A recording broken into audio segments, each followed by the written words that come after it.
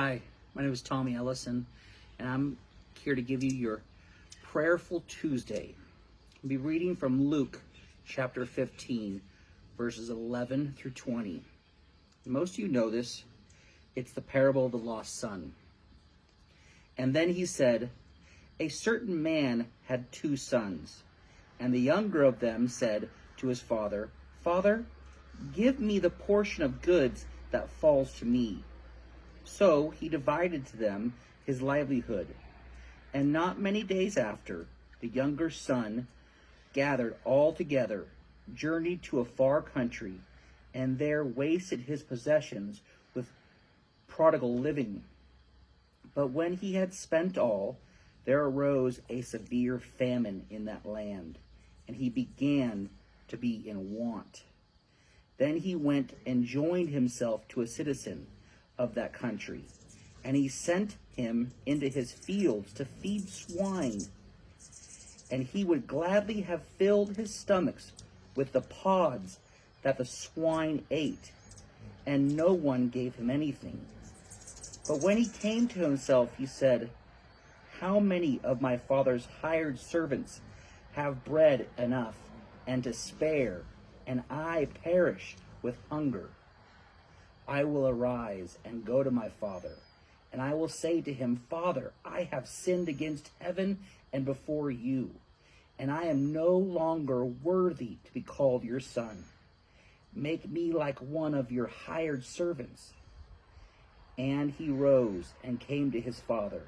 But when he was still a great way off, his father saw him and had compassion, and ran and fell on his neck and kissed him." Now, I've been thinking about this passage quite a bit because and please pray for us. We have 2 teenage boys.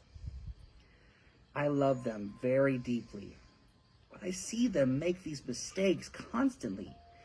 And I try to talk to them, but you could just tell that they're just not listening. Our oldest boy looked at both his mother and I and said, "Just let me fail." And it was a hard reality for us that he wants to fail. They want to.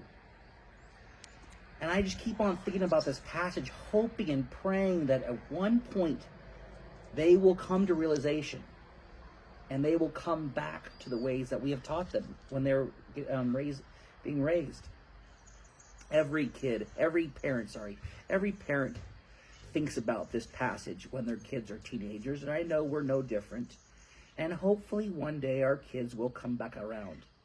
But I heard this on the radio the other day, and it made me stop and think, and I'm hoping it'll make you guys stop and think as well. In this passage, it never talks about how long the son was gone, how long it took for the son to finally realize his mistakes were wrong and he needs to make amends. The person on the radio answered it this way, or said it this way: "How long did the man wait for his son to change? As long as it takes." And that's what I'll have to do. That's what every parent, every person who sees somebody go astray has to do. They have to sit there and wait as long as it takes for that person to turn around and come back. Because that's exactly what God does. We've all gone astray. We've all lost. And our God's sitting there going, "Man, why are you making these mistakes? I've given you everything you've needed." But still, he lets us go, so we fail, so we come back. And that's what we have to do with our kids, and I'm just hoping one day, I'm praying that they'll learn. So think about this on your Tuesday here.